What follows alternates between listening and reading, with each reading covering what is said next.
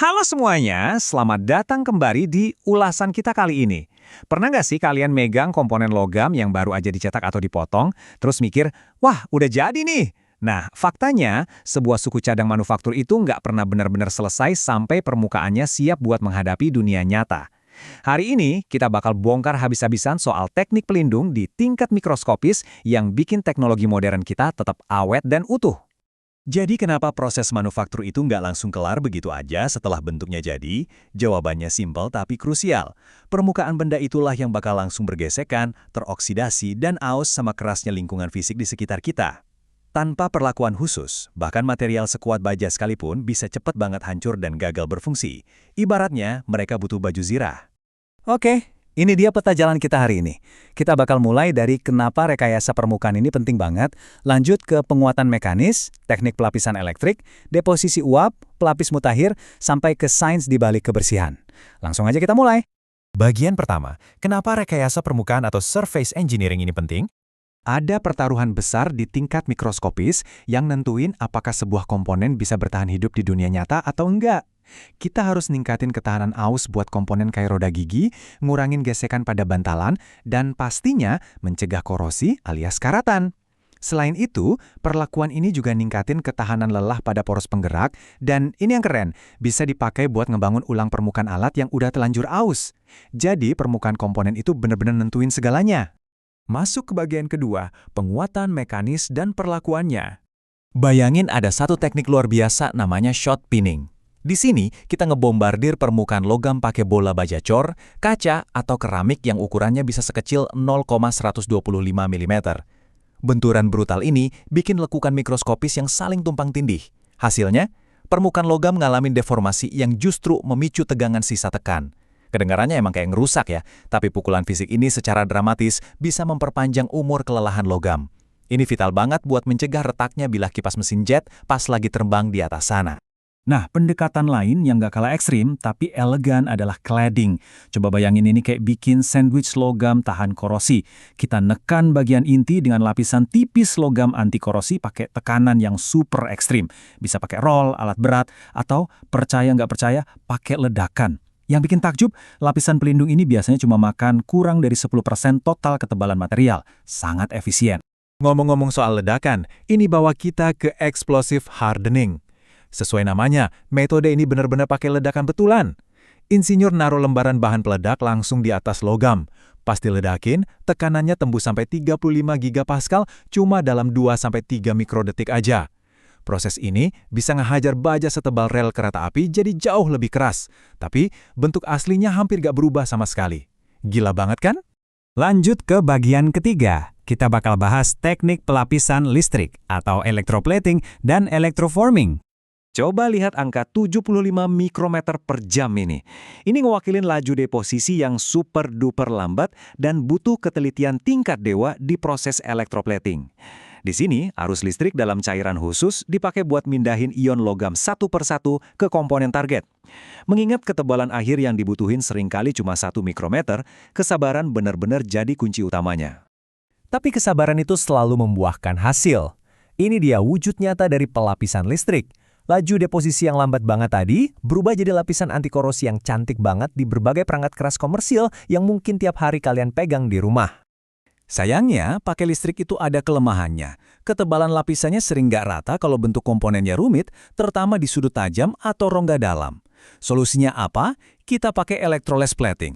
Proses ini murni ngandalin reaksi kimia tanpa listrik dari luar sama sekali. Walaupun biayanya lumayan nguras kantong, hasilnya sepadan banget. Lapisannya bener-bener seragam, bahkan nyampe ke celah-celah tabung yang paling sempit sekalipun. Sekarang kita masuk ke teknik yang unik banget, namanya electroforming. Kalau sebelumnya kita ngelapisin benda, di sini lapisannya itu sendiri yang jadi produk akhir. Prosesnya begini, pertama insinyur milih cetakan yang disebut mandrel. Terus mandrel ini dibentuk, dilapisi logam murni pakai listrik, dirapikan, dan puncaknya mandrel itu dilarutkan pakai bahan kimia. Jadi, logam murni yang tadinya cuma nempel sebagai pelindung, sekarang berdiri sendiri jadi sebuah komponen utuh.